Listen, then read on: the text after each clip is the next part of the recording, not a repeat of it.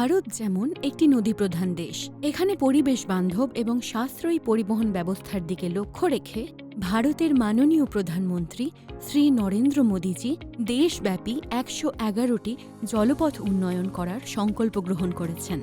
গত কয়েক বছরের কঠোর পরিশ্রমের ফলে এই জলপথগুলির উন্নয়ন হয়েছে, যার ফলে যাত্রী এবং মাল পরিবহনে ক্রমাগত বৃদ্ধি ঘটেছে এবং জলপথ পরিবহন নতুন দিশা পেয়েছে।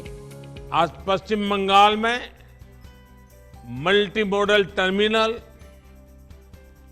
यूपी और बिहार में फ्लोटिंग जेटी, असम में maritime skill centre, ship repair centre, terminal connectivity project, ऐसे 1000 करोड़ रुपए से अधिक के प्रोजेक्ट का भी शिलान्यास और लोकार्पण हुआ है। ভারতের মাননীয় প্রধানমন্ত্রী শ্রী নরেন্দ্র মোদীজির দক্ষ নেতৃত্বে গত 10 বছরে জাতীয় জলপথের সংখ্যা 5 থেকে বেড়ে 111 হয়েছে। জলপথের বার্ষিক বাজেট 182.61 কোটি থেকে বেড়ে 1086 কোটি হয়ে গেছে। মাল্টি মডেল টার্মিনালের সংখ্যা 1 থেকে বেড়ে 4 হয়েছে এবং কমিউনিটি জেটির সংখ্যা 30 থেকে বেড়ে 70 হয়েছে, যার ফলস্বরূপ জলপথ পরিবহনে গত দশকে প্রতি বছর গড়ে 22.1% বার্ষিক বৃদ্ধি ঘটেছে। 2013 থেকে 14 সালে যেখানে জাতীয় জলপথ দিয়ে মাত্র 18 মিলিয়ন টন মাল পরিবহন করা হতো, 2023 থেকে 24 সালে এই সংখ্যা বেড়ে 133 মিলিয়ন টনে পৌঁছেছে। आने के लिए अगर कोई सबसे बड़ा उत्तम सुविधा दे सकता है वो जलमार्ग ही दे सकता है। ट्रक में हो या ट्रेन में हो, 1 केजी का भाव जितना बढ़ता है उससे आधा से कम होता है जलमार्ग में, यानी कि कम पैसे में आप अपने उत्पादित सामग्री को जहां भी आप चाहे वहां भेज सकते हैं और वहां उसी बाजार में आपको सही भाव मिलके आपका अर्थव्यवस्था मजबूत बनाने का काम ये जलमार्ग कर सकता है।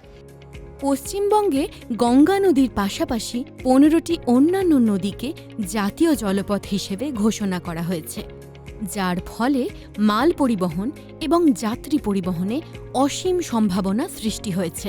বন্দর, নৌ পরিবহন এবং জলপথ মন্ত্রী মাননীয় শ্রী সর্বানন্দ সোনোয়ালজি এই সম্ভাবনাকে চিহ্নিত করেছেন।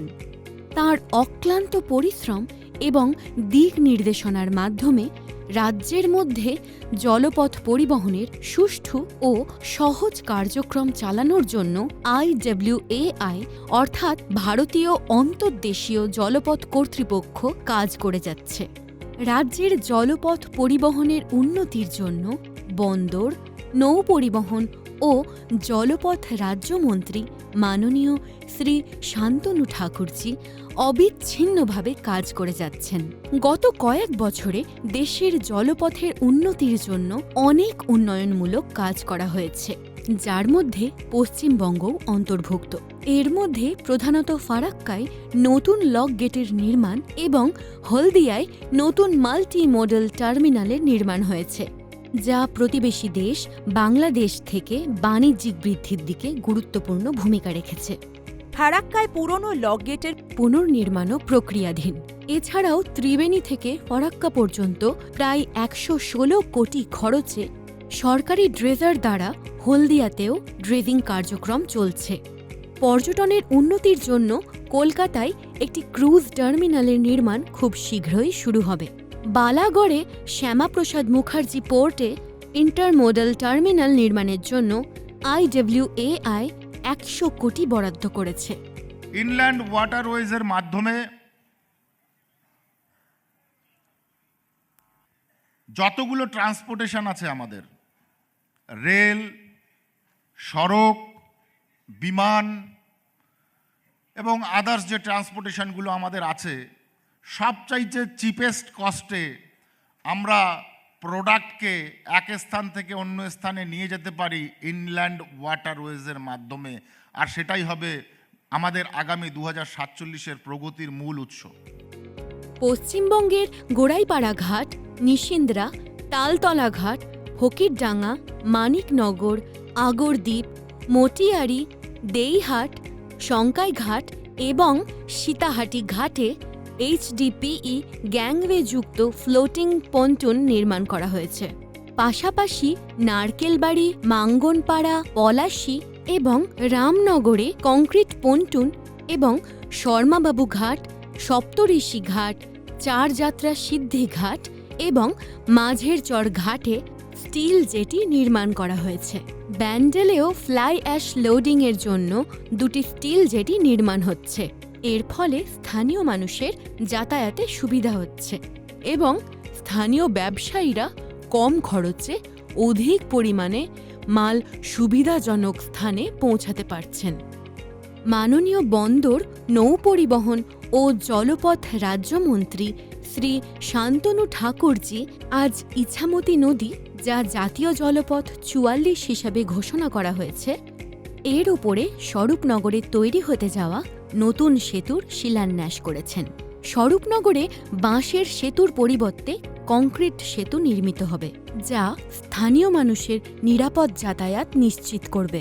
প্রায় 16 কোটি ব্যয়ে নির্মিত হতে চলা এই সেতুর দৈর্ঘ্য হবে 64 মিটার এবং সেতুর 2 দিকে 120 মিটার দীর্ঘ রাস্তা দিয়ে স্থানীয় আবাসনের সাথে সংযুক্ত হবে। এই সেতুর মাধ্যমে 2 টন ভারী যান চলাচল করতে সক্ষম হবে।